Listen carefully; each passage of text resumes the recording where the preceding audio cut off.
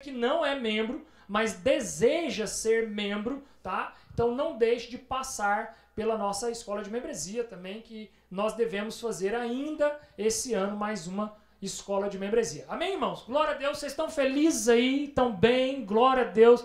Viemos de uma festa semana passada, né? De 4 anos aqui dessa igreja local. Que tempo precioso, né, irmãos? Que palavras oportunas que o pastor Leandro Vieira liberou aqui para nós. Confesso que assim foram palavras muito precisas para aquilo que nós estamos vivendo como igreja. E se você não conseguiu pegar os 2 dias, eu quero convocar você. Não é nem um convite, é uma convocação para você assistir, irmãos. Assista tanto a palavra de sábado, que ele falou sobre a importância do cultuar e congregar, que é muito importante para todos nós, irmãos, porque nós perdemos um pouco de vista essa importância que é o cultuar. Porque existe uma diferença entre o congregar e o cultuar. O congregar é você fazer parte da igreja local, amém, irmãos? Glória a Deus! E todos nós aqui, né, que confessamos o Senhor Jesus como Senhor e Salvador e fazemos parte de uma igreja local, nós estamos congregando. Mas, irmãos, existe o cultuar, o culto público, o domingo do Senhor, o anúncio do Evangelho, a igreja reunida, o povo de Deus junto, numa só voz, num só espírito, anunciando um só Senhor. Esse é o culto público.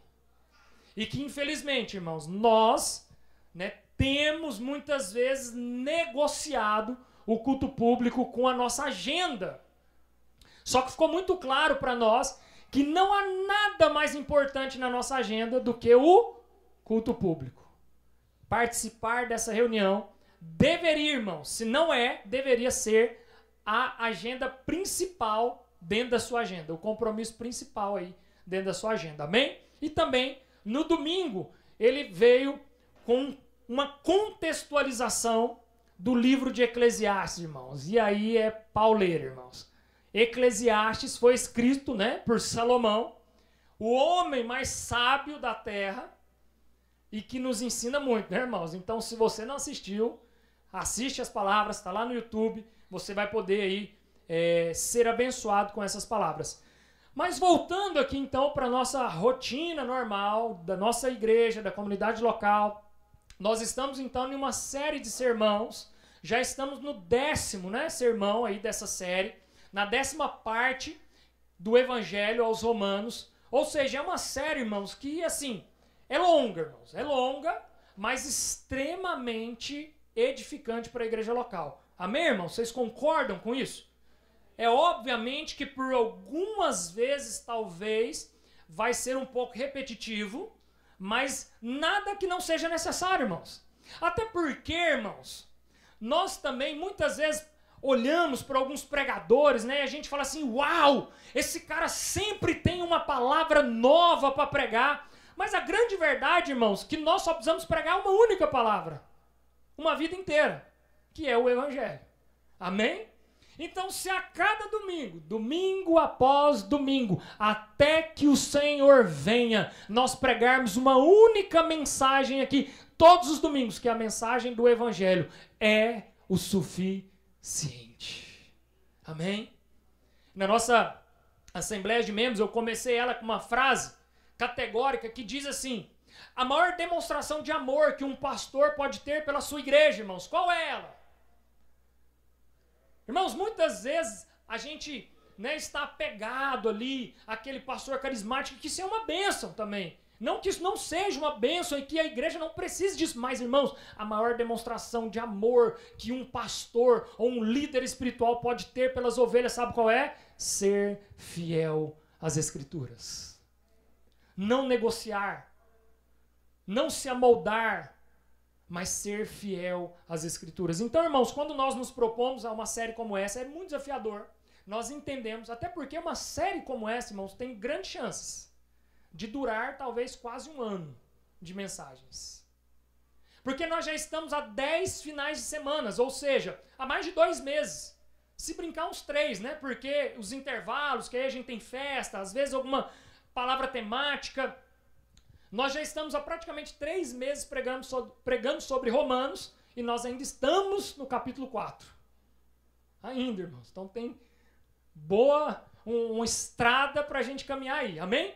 Então peço que os irmãos estejam aí firmes, pacientes, juntos conosco, lendo o livro, a carta que Paulo aqui escreve aos Romanos na casa de vocês, durante a semana, se debruçando sobre essa escritura, para que juntos nós possamos ser edificados. Eu convido você então a se colocar de pé, abrir a sua Bíblia, Romanos capítulo 9, a partir do capítulo 4, perdão, a partir do verso 9. Romanos, capítulo 4. Mais uma vez eu quero fazer o desafio, né? O Leandro também enfatizou bastante sobre isso, nós também já vemos falando. Vamos voltar à prática de trazer o livro, tá? Então, se você tem a sua Bíblia na sua casa, tente trazê-la, tá, irmão? De forma pedagógica, é importante até para você. Mas caso você não trouxe, não tem problema, você pode ler aí no seu smartphone. Eu acredito que os irmãos também devam colocar aqui, mas vamos tentar trazer o livro físico, tá bom? Romanos capítulo 4, a partir do verso 9, diz assim: vem, pois, essa bem-aventurança exclusivamente sobre os circuncisos ou também sobre os incircuncisos, visto que dizemos, a fé foi imputada a Abraão para a justiça, como, pois, lhe foi atribuída?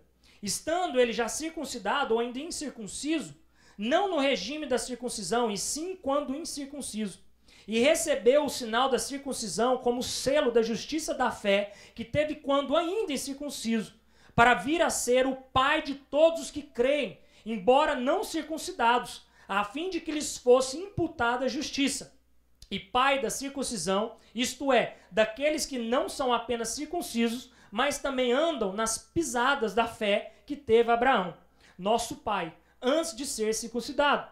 Não foi por intermédio da lei a quem Abraão ou a sua descendência coube a promessa de ser herdeiro do mundo, e sim mediante a justiça de Deus.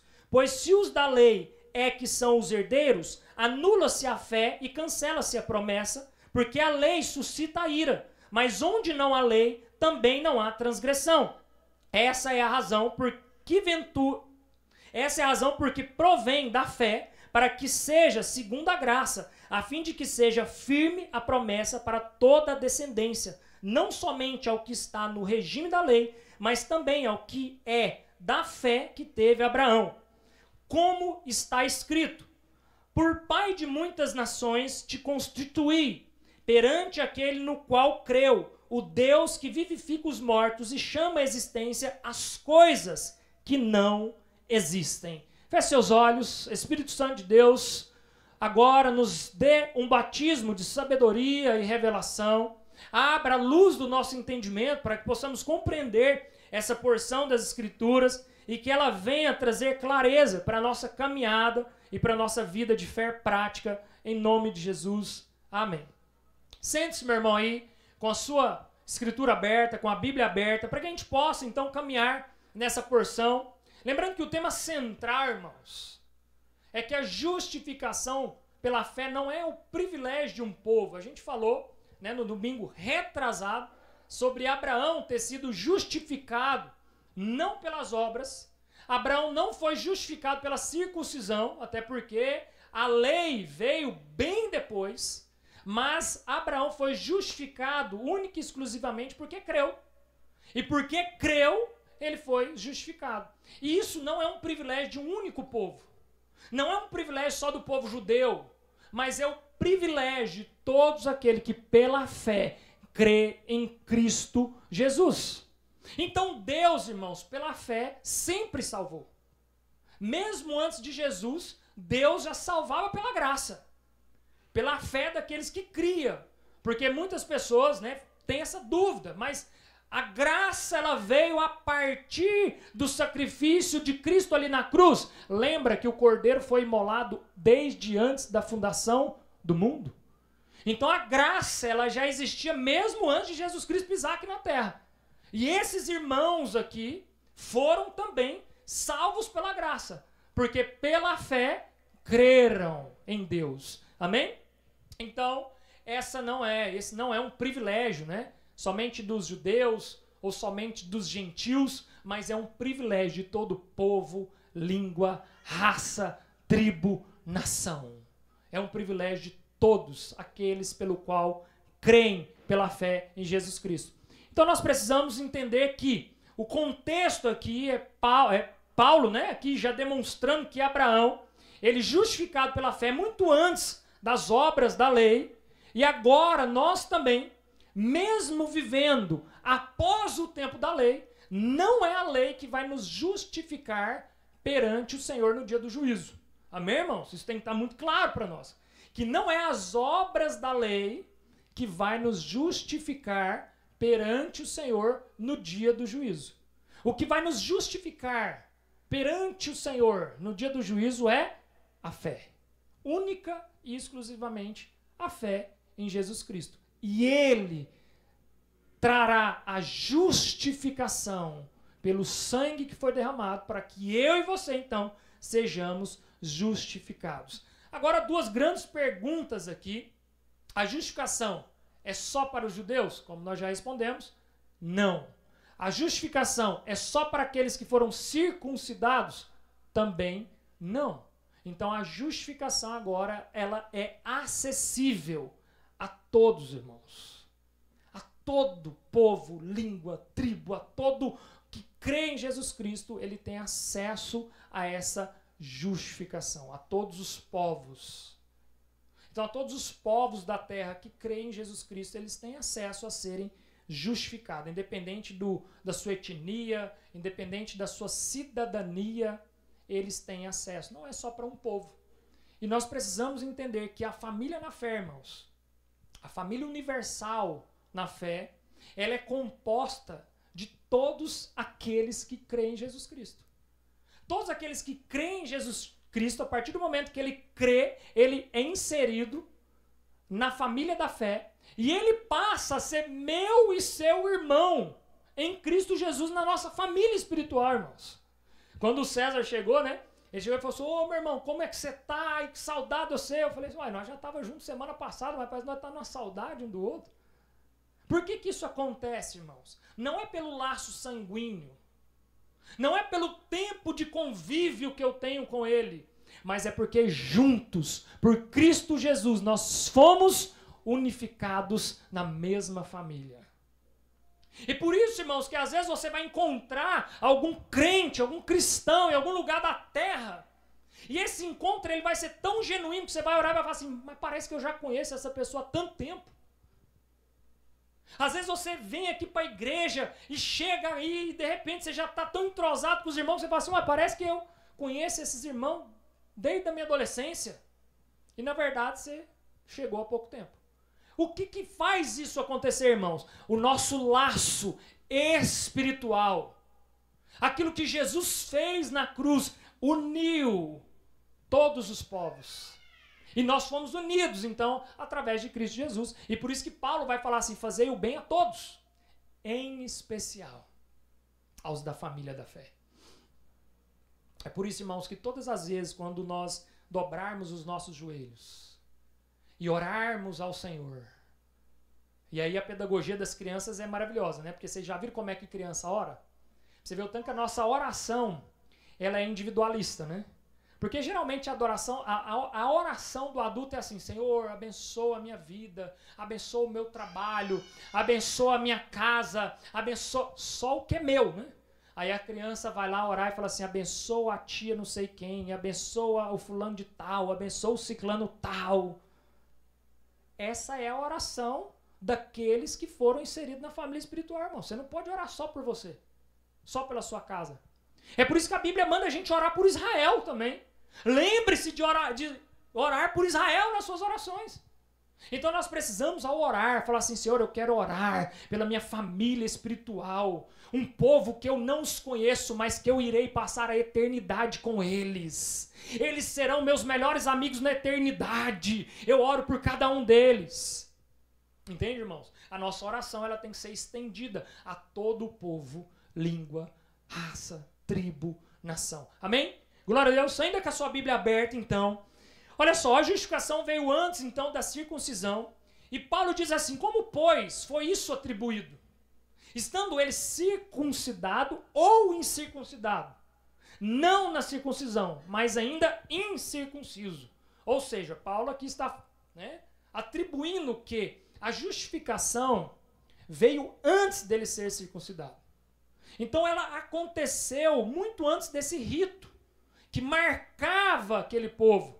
Então Paulo, ele faz uma pergunta que é crucial.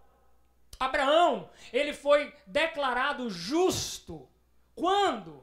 Gênesis 15:6. Consegue colocar para nós aí? Coloca para nós Gênesis 15:6. Olha o que vai dizer então Abraão, a resposta bíblica para essa pergunta. Ele creu no Senhor e isso lhe foi imputado para justiça. Então Abraão, ele foi justificado muito antes de qualquer coisa que ele fez. Antes de qualquer obra, antes de qualquer rito, antes de ser circuncidado, Abraão foi justificado. Por quê? Porque ele, diga assim, creu. Porque ele creu, lhe foi imputado a justiça. Então, irmãos, para nós, independente do rito, independente do sinal, o que importa é crer. O que importa é você crer em Jesus Cristo, porque todo aquele que crer, irmão, será alcançado. E por essa causa, então, Abraão, ali ele foi justificado. E a conclusão que nós tiramos disso aqui é que a salvação, irmãos, de Abraão, ela não dependeu. E olha que Abraão é o pai na fé. É o pai de todas as nações. A partir de Abraão, todas as famílias na terra serão abençoadas, inclusive a minha e a sua, amém? Então, a partir dele, mas ele foi justificado. A salvação de Abraão não veio por tudo que ele fez na terra. E olha que ele fez bastante. Mas a salvação dele não dependeu do que ele fez. A salvação dele dependeu somente de crer no Senhor para que ele pudesse ser imputado à justificação. Então, assim para mim e para você, irmãos.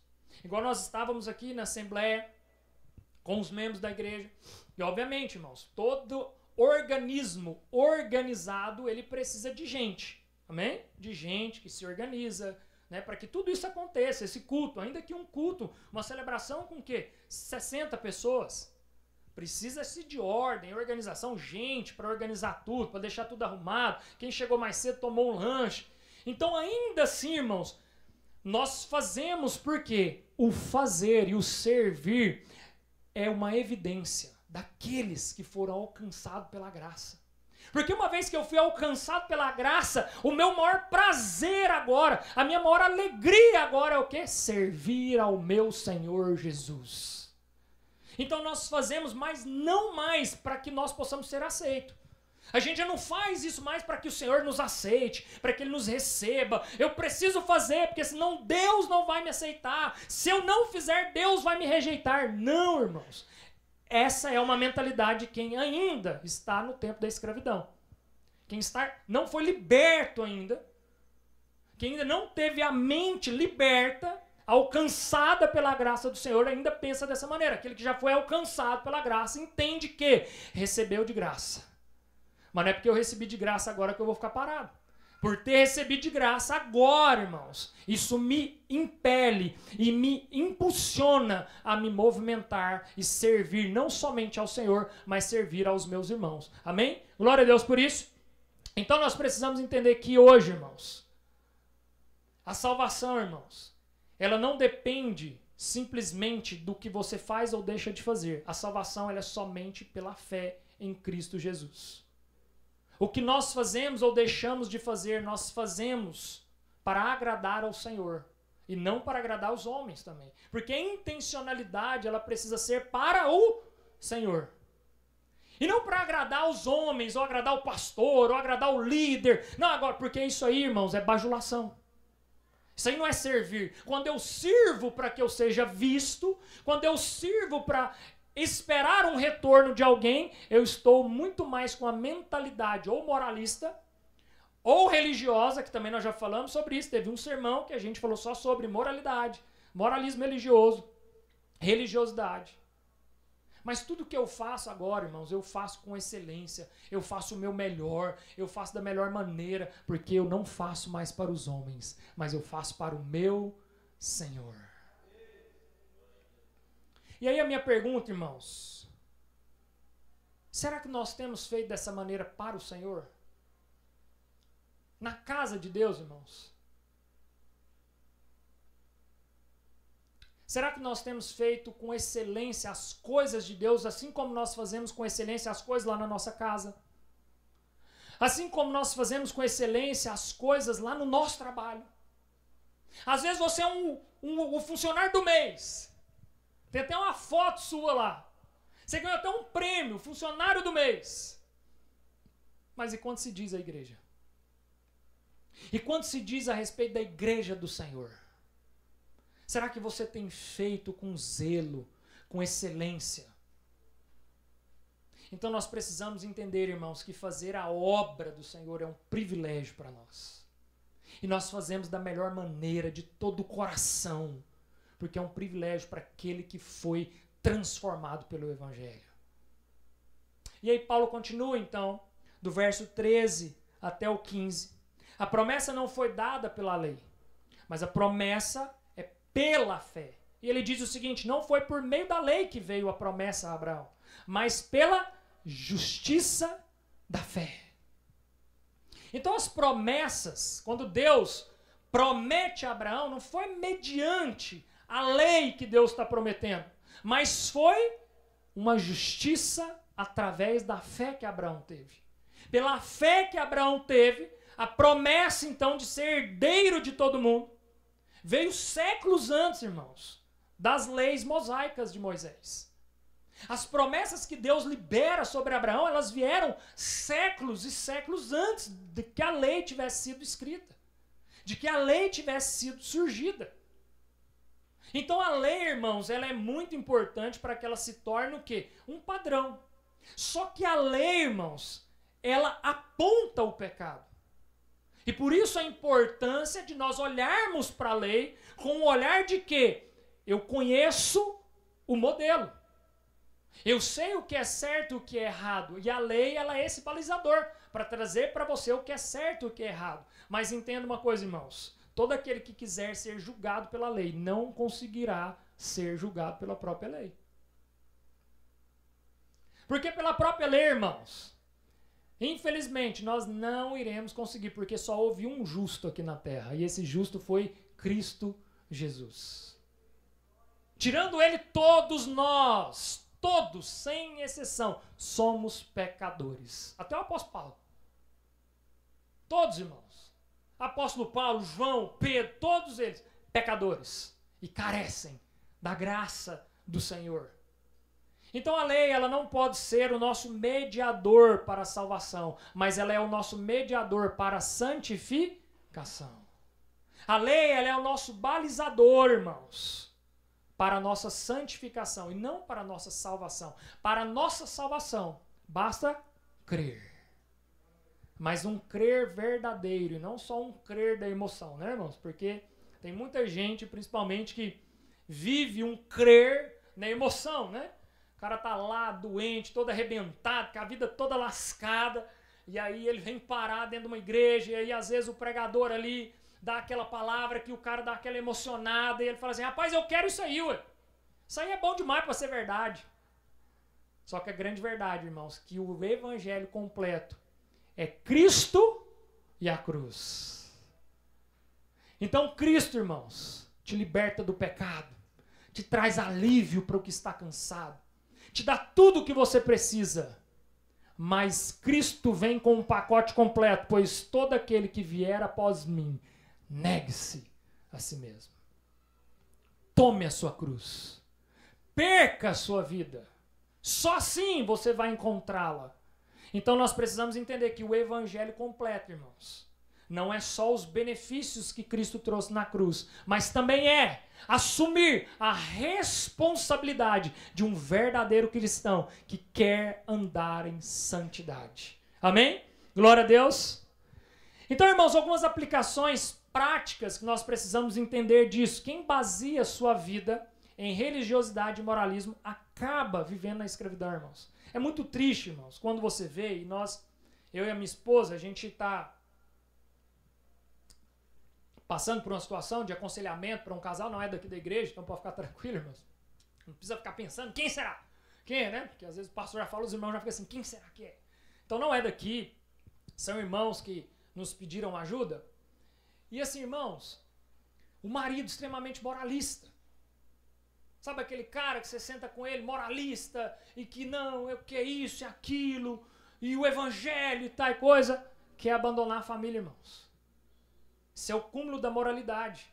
Uma pessoa que quer se dizer cristã, e que quer muitas vezes, né, remover até o cisco do olho das outras pessoas, mas quer abandonar a família, quer abandonar os filhos, quer deixar a esposa para desfrutar de uma vida mais leve.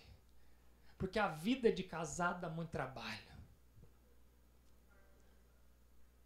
Todo aquele que quiser vir após mim, negue-se a si mesmo. Tome a sua cruz. Irmão, sabia que às vezes a sua cruz pode ser o seu marido? E você vai ter que carregar ele até que o Senhor venha. Mas pode ser sua esposa também. Pode ser seus filhos. Mas pode ser sua sogra e seu sogro também. Entende, irmãos? Mas todos nós devemos entender uma coisa, irmãos.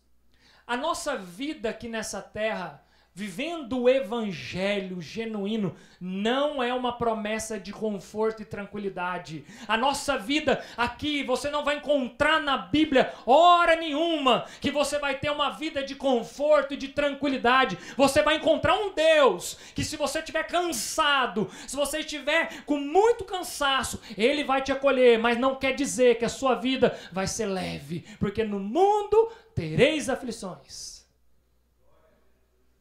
Mas pode ter bom ânimo, porque Ele venceu, irmãos, e nós também iremos vencer. Mas nós só vamos descansar na glória, irmãos. Glória a Deus por isso. Então até chegar lá, irmãos, levanta a cabeça, irmãos. Se agarre com Jesus Cristo. A sua confiança, a sua esperança tem que ser no Senhor. Porque se a sua confiança, a sua esperança está nos sinais, está na circuncisão, está na procissão, está na campanha, irmãos, infelizmente, você vai viver uma vida tão miserável aqui nessa terra, mas uma vida tão miserável, Paulo vai falar, se aquele que espera somente nessa vida é o mais miserável de todos. A pessoa que aguarda somente aqui nessa vida é a mais miserável de todas elas.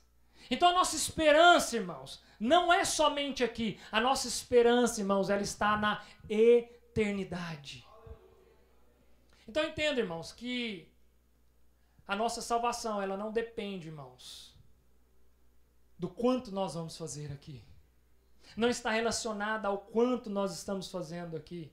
O quanto eu cumpro a lei. O quanto eu sou bom em alguma coisa. O quanto eu consigo fazer alguma coisa. Isso está muito mais relacionado à moralidade, à religiosidade, que é de fato a graça salvífica do nosso Senhor Jesus Cristo.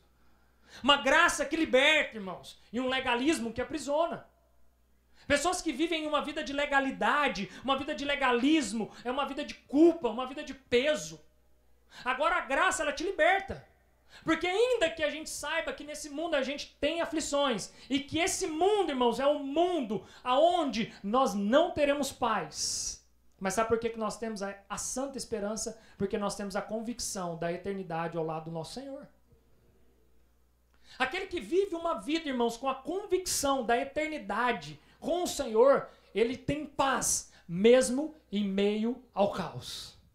Ele consegue viver uma vida de paz.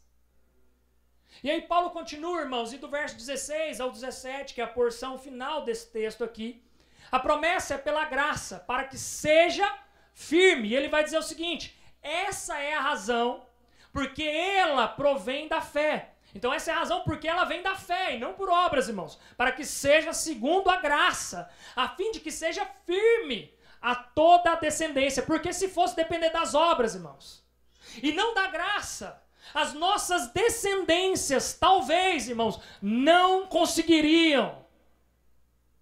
Então a graça, ela é a firme segurança que toda a descendência a partir de Abraão será abençoada. Porque imagina se o Senhor vira para Abraão e fala assim: Abraão, toda descendência a partir de você será abençoada na terra. Mas toda descendência a partir de você na terra tem que ser como você. Tem que fazer o que você fazer. Tem que se santificar como você está se santificando. Irmãos, não ia dar certo esse projeto. Até porque no meio do caminho ia vir muita gente que ia pisar na bola aí. Então o que o Senhor fez? A promessa, irmãos, ela não está atrelada à performance. A promessa está atrelada à graça, que é o firme fundamento, irmãos, que tudo vai dar certo.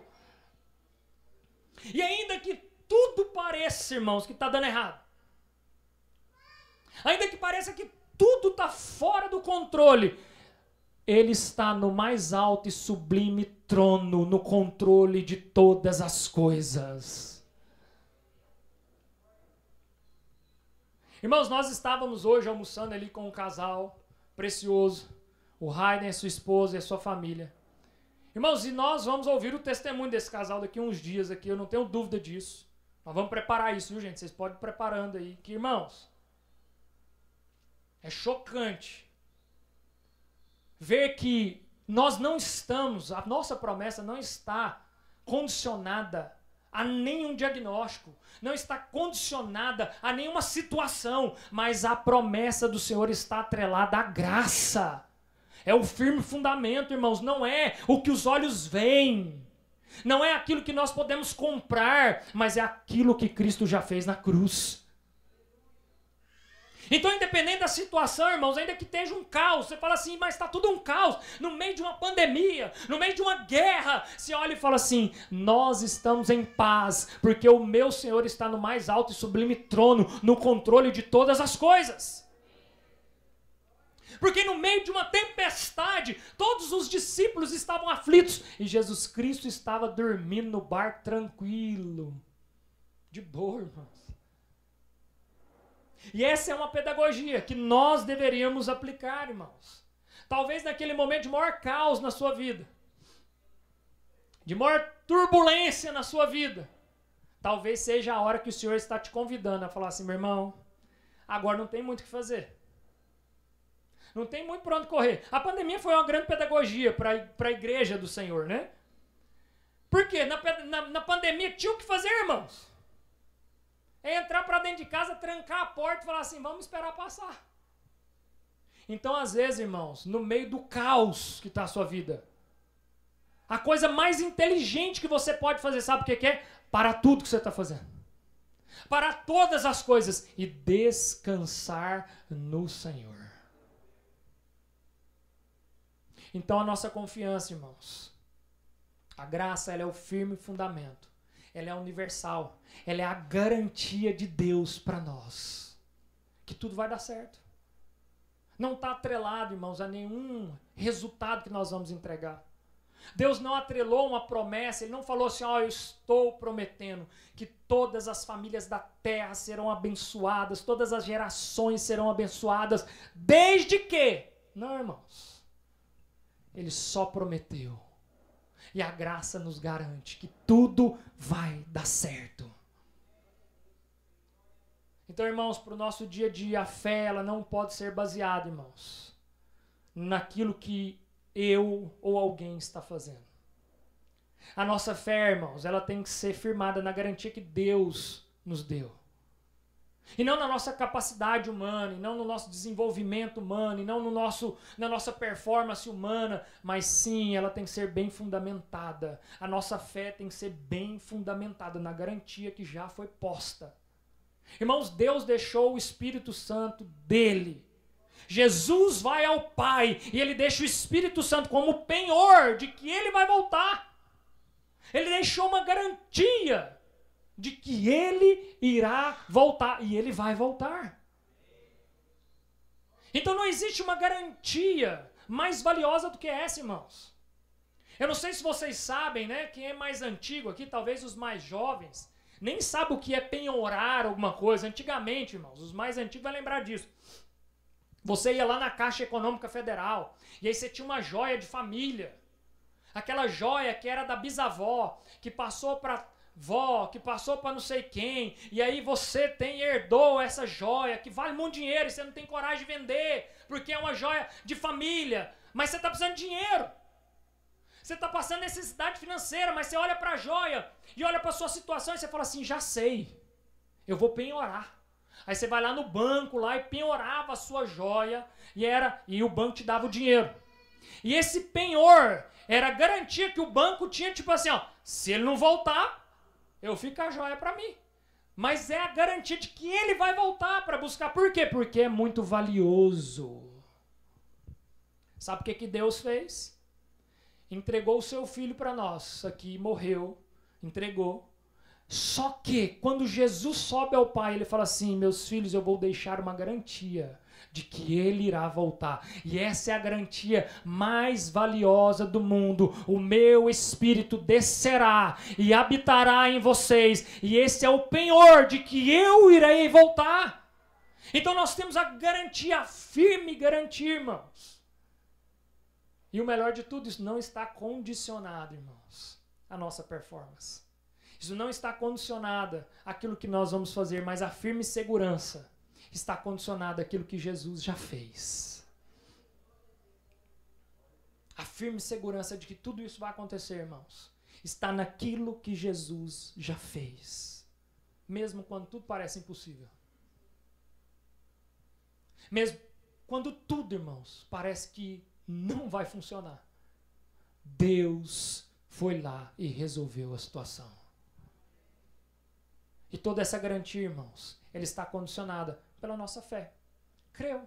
Abraão simplesmente creu. Assim como eu e você precisamos, irmãos. Só que o crer, muitas vezes nós temos levado isso de uma maneira muito mais emocional do que prática. Porque é fácil falar assim, você crê em Jesus, irmãos? Se eu perguntasse hoje para a igreja, vocês creem em Jesus? Erga a mão quem crê em Jesus. Até o Satanás, se ele sentar aqui, ele vai erguer a mão, porque a Bíblia fala que até o Satanás crê. Até o Satanás crê que ele é Deus. O Satanás é mais crente que muito crente. Porque ele crê. E se ele crê, ele é mais crente que muito crente, que nem crê direito. Entende, irmãos? Então o crer, ele vai muito além só do emocional. Eu creio, né? Eu creio demais, irmão. Até o Satanás crê. O crer, ele está numa mudança e transformação de vida. Isso é o que simboliza que você creu e agora é uma nova criatura. Já não sou eu mais quem vivo, mas agora Cristo vive em mim. Porque eu criei. É esse o crer que Abraão teve. E esse é o crer, irmãos, que eu e você precisamos ter para de fato sermos alcançados por Jesus. Para de fato termos a garantia da salvação. Não é só um crer de falar na rodinha de amigos. Não, crê em Jesus. Crê. Jesus é o cara. E a transformação de vida. E a mudança de rota. E o compromisso que você assume com Ele. Eu não estou nem falando do compromisso com a igreja local, irmãos, que também esse é válido. Mas eu estou falando do compromisso que você assumiu com Ele, com o seu Senhor e Salvador. Você assume um compromisso com Ele. Quando você crê e fala, a partir de hoje eu sou nova criatura. Eu desci nas águas, o velho homem morreu para uma nova vida surgir. É um compromisso que foi você que fez. Ninguém colocou uma arma na sua cabeça e falou assim, ó, aceita. Foi você, por livre, espontânea vontade, obviamente, que nós sabemos, né, que há ação do Espírito Santo, mas você creu. Então, irmãos, não é somente uma crença da boca para fora. O crer que Abraão está se relacionando aqui é um crer que gera mudança de vida. O crer que Paulo está falando é um crer onde você é uma nova criatura, onde você é transformado genuinamente.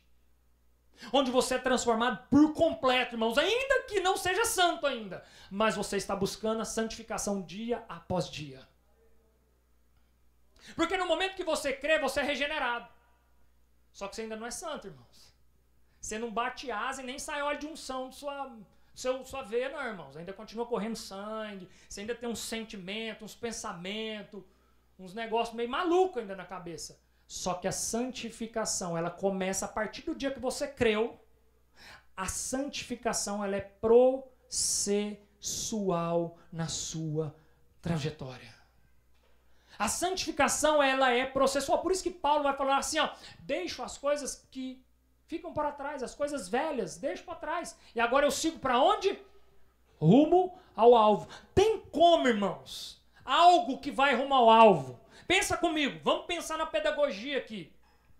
Se alguém atira uma flecha rumo ao alvo, tem como no meio do caminho, a flecha dar uma paradinha e falar assim, eu vou dar uma voltadinha aqui para trás, para daqui a pouco eu voltar aí de novo. Tem como isso acontecer, irmãos? Dentro da física, dentro da, sei lá, não tem como, irmãos. Então a minha vida e a sua vida tem que ser uma busca constante, ainda que a gente no meio do caminho vai ter crises, vai ter dias de desmotivação, vai ter dias nebulosos, vai ter dias que parece que o Satanás entrou no nosso corpo e a gente tá maluco, mas o choro pode durar uma noite, irmãos, mas no crente, aquele que crê, a alegria tem que vir pela manhã, porque a nossa crença não está atrelada à nossa situação, à nossa condição, a alguém que bateu no seu carro e te xingou, alguém que te fechou no trânsito e você também xingou a pessoa, mas nossa situação, ela tem que ser passageira, a nossa alegria, ela vem no outro dia, porque a nossa fé não está nessas coisas, não está nessas situações. Amém, igreja? Então é isso que Paulo está aqui nos orientando. É essa fé, irmãos, não é a circuncisão, a incircuncisão, não é o judeu, não é o gentil, não é sobre isso, mas é o crer em Jesus Cristo. É o crer, é a fé.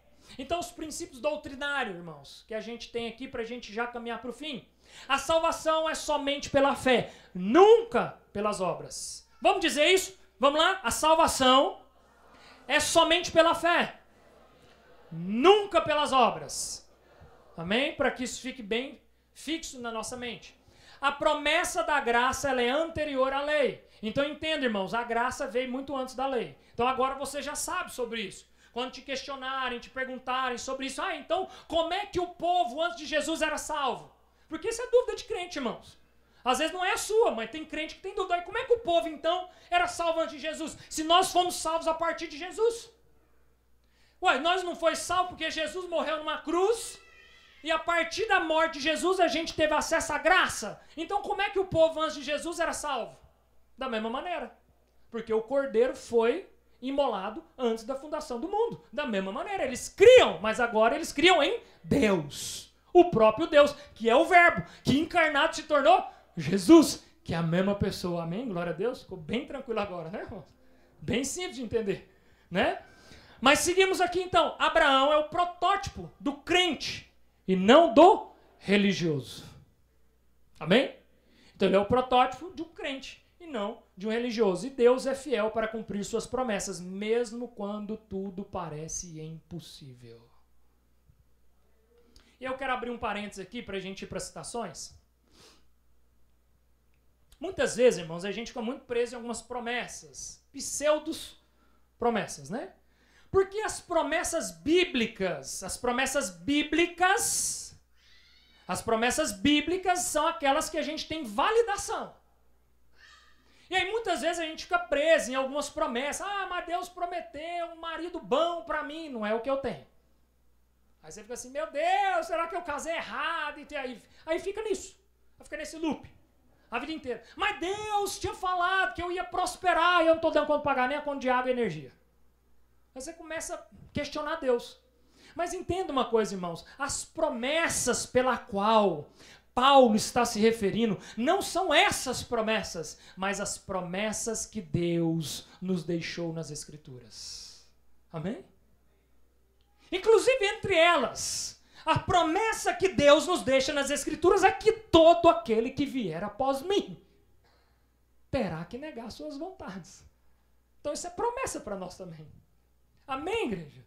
Então entenda que o passar por muitas provações, Tiago vai falar sobre isso, o passar, tem de bom ânimo, o passar por muitas provações, porque o passar por muitas provações produz em você maturidade, faz você crescer espiritualmente. Então quando passar pelas provações, não murmure, irmãos, celebre, porque você está sendo forjado para ser um homem, uma pessoa conforme o Jesus, o Deus quer que você seja. Ele está te forjando. Amém, irmãos? Então, citações para a gente ir caminhando para o fim. Está liberado aí para nós? Olha só, Martinho Lutero ele vai dizer o seguinte. A fé de Abraão foi ousado bastante para confiar no Deus que cria a partir do nada. A fé de Abraão foi ousada o bastante para confiar no Deus que cria a partir do nada. Assim é a fé cristã. Repousa não em si mesmo, mas na promessa de Deus. Amém, irmãos? Nós temos que crer numa promessa que veio há mais de 2000 anos atrás e nós estamos firmes, crendo nessas promessas e nos manteremos firmes até que o Senhor venha. Amém? João Calvino vai dizer o seguinte: Deus ordenou que a promessa fosse recebida pela fé, para que nada fosse atribuído a quem? Ao homem, mas tudo fosse recebido como puro favor. Nada, irmãos. Quando Deus ordena que a promessa fosse recebida pela fé, irmãos, Ele está anulando todo atributo ao homem. E Ele está colocando todo atributo nele mesmo. Porque toda honra, toda glória, todo louvor, todo atributo, tudo de bom, tudo que tem, é para a glória dele. Quando a gente canta aquela canção, né? Que Ele cresça, que eu diminua. Na verdade, a gente ia cantar assim, ó, que Ele cresça e eu desapareça. Porque não é questão de eu diminuir. Não tem uma comparação do grande e do pequeno. Não é isso, não existe. Quando se trata de Deus, não tem uma comparação que eu diminuo e Ele cresça. Não, irmão.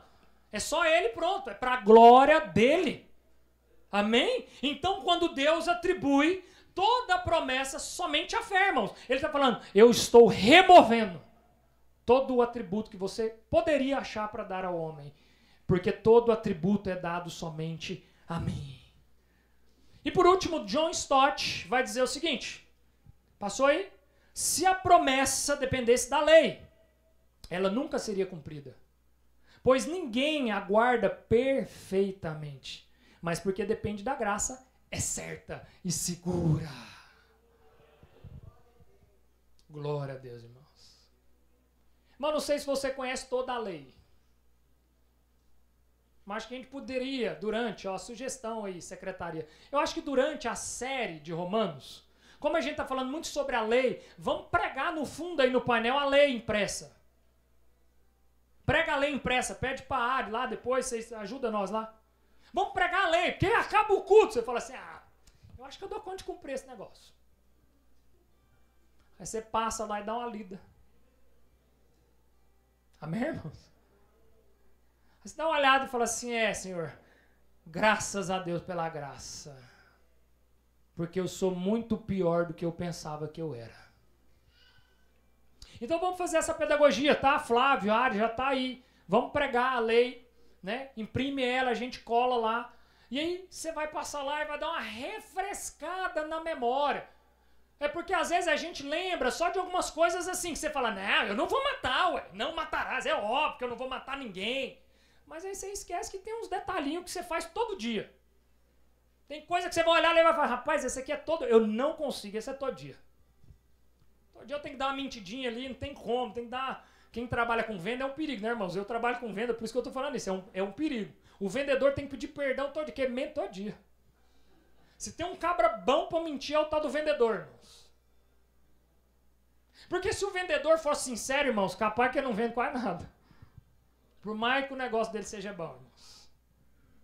Então entende, assim é, irmãos, em muitas áreas. Então a lei, irmãos, ela é um padrão para que a gente venha se santificar. E ela é santa quando ela é colocada no lugar correto, no lugar certo. Então John Stott vai dizer, se a promessa fosse depender da lei, irmãos, acabou, ela nunca seria cumprida. Nós estávamos todo mundo rolado, irmãos. Mas graças a Deus, aprove Deus que a promessa está atrelada à graça. E por isso ela é, diga assim, certa e segura. Porque não está atrelada ao meu mérito nem ao seu mérito. Mas ela está 100% atrelada àquilo que Deus já selou e que não volta mais atrás. Não tem como voltar mais atrás, irmãos. Ah, pastor, mas você não conhece o meu passado. Eu era assassino, eu era bandido, eu era macumbeiro, eu era não sei o quê. Não interessa. Não está atrelado ao que você fez ou deixou de fazer.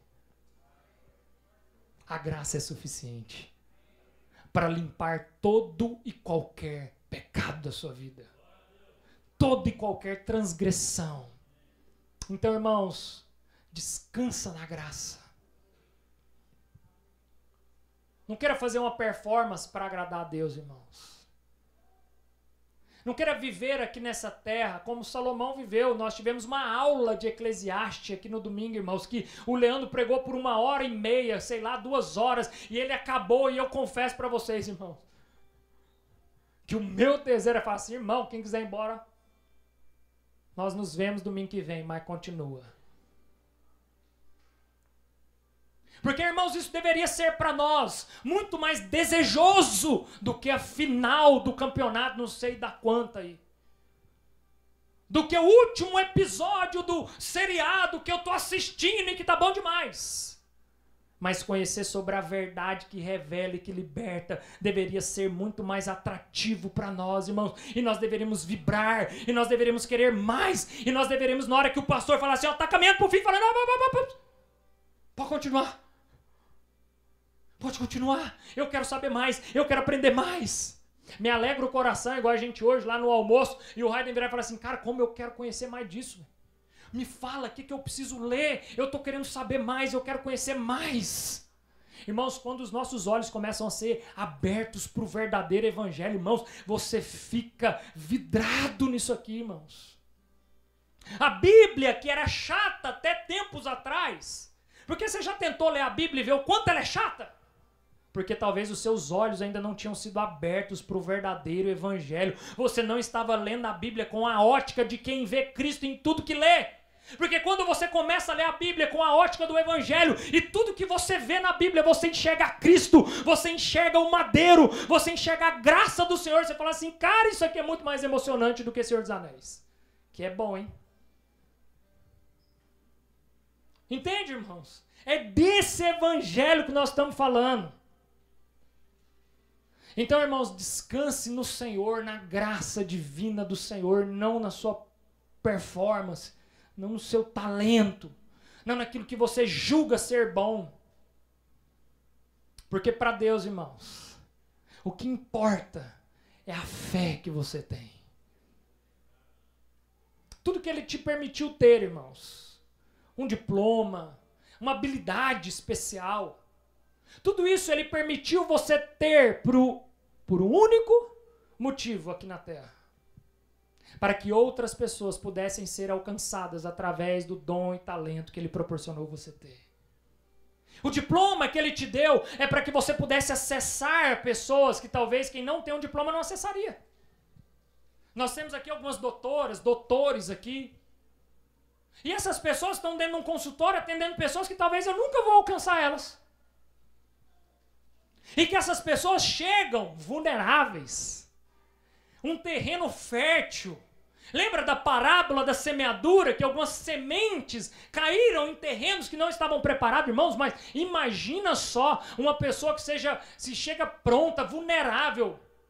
Porque todo mundo que está passando por uma situação de morte, ou todo mundo que está passando por uma situação difícil, irmãos, o terreno está pronto para você pregar o evangelho. Você falar assim, meu irmão, deixa eu te falar uma coisa, se você for confiar no homem, você vai morrer mesmo, mas tem um que pode te dar a vida eterna, e esse um é Jesus Cristo. E ainda que você morre, todos vão morrer, porque essa é a única certeza que todo ser humano tem. Agora todo crente tem uma segunda certeza, que vai ter a vida eterna. Então, irmãos, descansa no Senhor. Deus incluiu todo um povo. Então não existe aquelas reuniões de família, sabe aquelas reuniões de família que você olha assim e fala assim, esses aqui é do Satanás, tem como não, gente. Isso aqui eu já tentei de tudo, isso aqui não tem solução. Tem, irmãos. Tem solução. O evangelho, ele abrange todos, irmãos. O Leandro Vieira compartilhou um testemunho conosco, eu não sei se ele compartilhou aqui na igreja, vou contar bem rápido, porque às vezes ele compartilhou e eu não percebi. Mas ele tem evangelizado o Alisson Becker, o goleiro da seleção brasileira. Deus deu o privilégio para ele disso. E o Alisson, então, entrando com a Bíblia debaixo do braço, todo jogo que ele vai, ele entra com a Bíblia debaixo do braço. E aí, um adolescente, todos os treinos do Alisson lá, visitando o treino e falando lá com os assessores, com os técnicos, eu preciso falar com ele, até que o Alisson, não, vamos lá, vou falar com ele. E aí botou o menino lá dentro da van lá, que leva eles, transporta eles, e o garoto falando, eu sou muçulmano, e eu vim para a Europa estudar, e eu não conhecia o Deus pelo qual você serve, mas eu vi você entrando com um livro debaixo do braço, e eu falei, que livro é esse? Eu nunca ouvi falar desse livro, e eu fui lá e pesquisei, comprei a tal da Bíblia e comecei a ler, e os meus olhos se abriram, e hoje eu queria contar para você que graças a esse testemunho, hoje eu entreguei a minha vida ao Senhor. Então, meus irmãos, Deus está chamando todo povo, língua, tribo, raça, nação, não importa o credo, não importa de onde veio, Deus está chamando o seu povo. E sabe o que é o melhor de tudo? Ele nos convida a participar dessa grande comissão. Ele nos fala, existe uma grande comissão, irmãos, que lá nas escolas de samba, né? As comissões, as grandes comissões, aí vem aqueles carros bonitos, e o prazer de quem está sentado no colo do Satanás é entrar lá naquele negócio dançando, rebolando, pelado, e aqui por eles é a maravilha. É a grande comissão.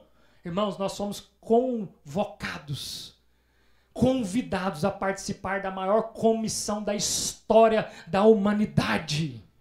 Deus nos convidou a participar da maior comissão que está acontecendo há mais de 2000 anos. E Ele convida a mim e você a participar dessa grande comissão. E muitas vezes nós não estamos tão empolgados, igual aqueles que estão lá desfilando, lá nas escolas de samba, nas comissões. Sabe por quê, irmãos? Porque nós ainda não compreendemos o Evangelho. Porque quando compreendemos o Evangelho, irmãos, isso para nós é o maior prazer das nossas vidas, pregar o Evangelho e fazer discípulos de todas as nações. Quantas vezes, irmãos, alguém senta comigo para falar de negócio, e a gente começa a falar de negócio, e é bom, e flui. Aí a gente entra no Evangelho, irmãos. Aí é uma reunião interminável. Porque falar do Evangelho é muito mais prazeroso, irmãos, do que falar de qualquer outro assunto. E assim precisa ser nas nossas vidas, irmãos. Falar do Evangelho para nós precisa ser algo que nos empolga, algo que nos traz alegria, irmãos. Porque nós somos transformados por Ele. O Evangelho transformou a nossa vida, transformou a nossa forma de pensar, transformou a nossa família. O Evangelho nos deu acesso às promessas de Deus desde Abraão. É só o Evangelho que nos dá acesso a isso, irmãos. Então não existe nada mais empolgante do que o Evangelho. Mas às vezes você pode estar sentado aí falando assim, cara, eu não sinto essa emoção. Às vezes você pode estar participando de um culto, às vezes você pode estar na igreja há 10, 15, 20 anos e falar assim, pastor, mas eu não sinto essa emoção ainda. Talvez esse é um dia que o Senhor está te chamando, irmãos, para ser transformado pelo Evangelho. Porque talvez você só viveu até aqui o Evangelho do crer em Deus. Mas você não viveu o Evangelho do crer e ser transformado. Porque o Evangelho só do crer não é tão empolgante, irmãos. Porque o Evangelho que só é anunciado, ele não vai te fazer ficar tão empolgado que o Evangelho que além de ser anunciado, ele transformou a sua vida. Porque esse sim é o evangelho que vai te empolgar, irmãos. Esse sim é o evangelho que vai fazer você gastar até o último fôlego da sua vida por Jesus Cristo. Esse é o evangelho, irmãos, que gera empolgação em nós. E é por esse evangelho que agora nós iremos, mais uma vez, irmãos, participar do corpo de Cristo e do sangue que foi derramado. Representados aqui por esse pão, por esse suco de uva. Mas nós vamos participar com a consciência certa, irmãos. Com a consciência daquele que crê verdadeiramente. Porque se eu não creio da maneira correta, quando eu venho aqui e pego aqui o pedaço de pão, o suco, eu só estou comendo para encher a minha própria barriga. Só que eu tenho uma notícia ruim para te dar, irmãos. O pão é tão pequeno e o suco é tão pouco que não vai matar sua fome. Agora, quando você come com a consciência correta, ele é o pão da vida. Ele é a água, irmãos, que vai saciar a sua sede. Então, quando você sair do seu lugar e pegar o pão e o vinho, coma com a consciência daquele que crê, daquele que foi transformado, daquele que foi regenerado pelo poder do sangue de Cristo, aqui representado por essa ceia. Porque esse sacramento representa o sangue precioso de Jesus que foi derramado ali no madeiro. Então convido você a se colocar de pé e você já pode sair do seu lugar e fique à vontade para você mesmo ir ali, pegar o seu cálice, pegar o seu pão, volte para o seu lugar, espere para que todos possamos cear juntos.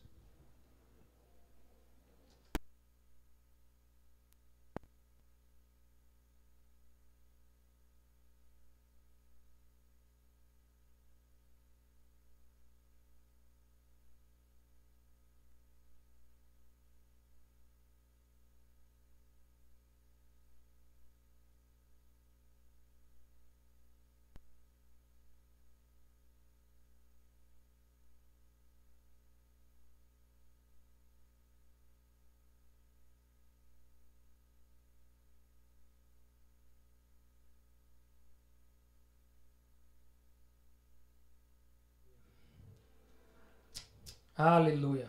Glória a Deus. Amém.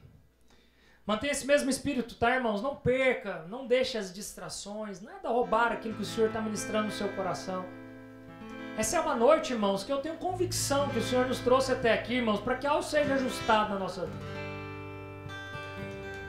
Tem certas áreas, parece que a gente precisa dar uma ajustada, né?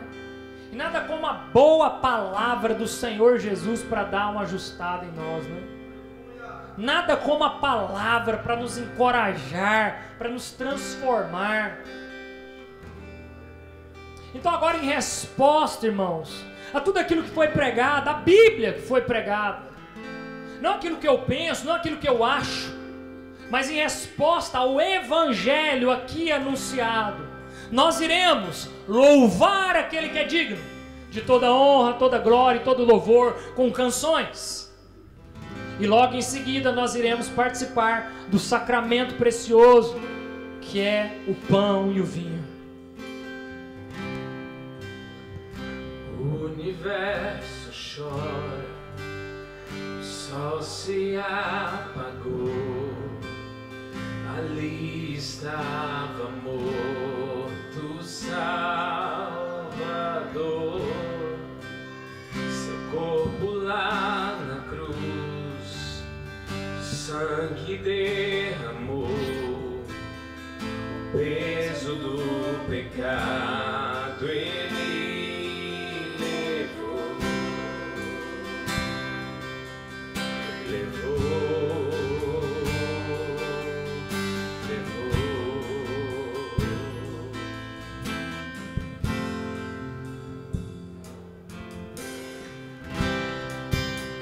Deus Pai o abandonou, cessou seu respirar, em trevas encontrou o Filho.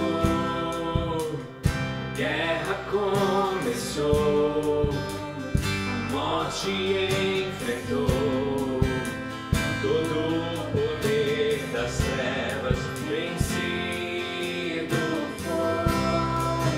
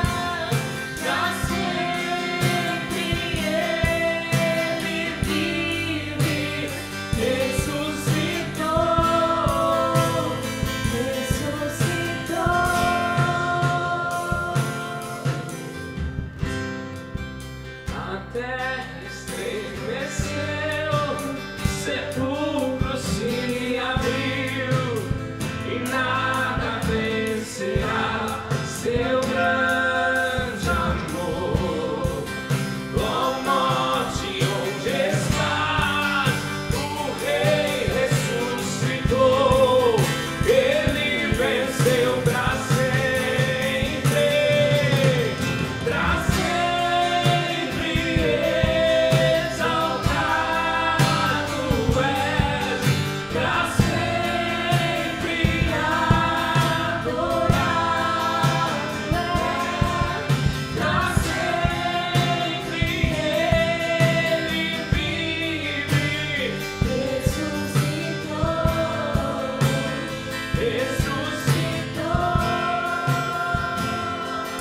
Aleluia. Porque eu recebi do Senhor o que também vos entreguei.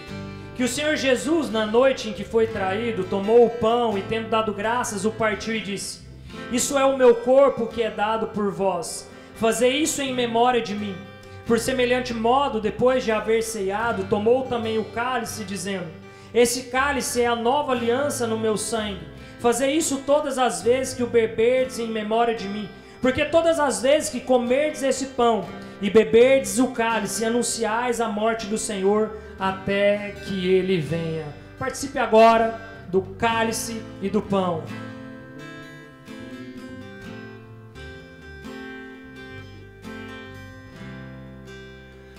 Cantamos aleluia, cantamos aleluia, cantamos aleluia,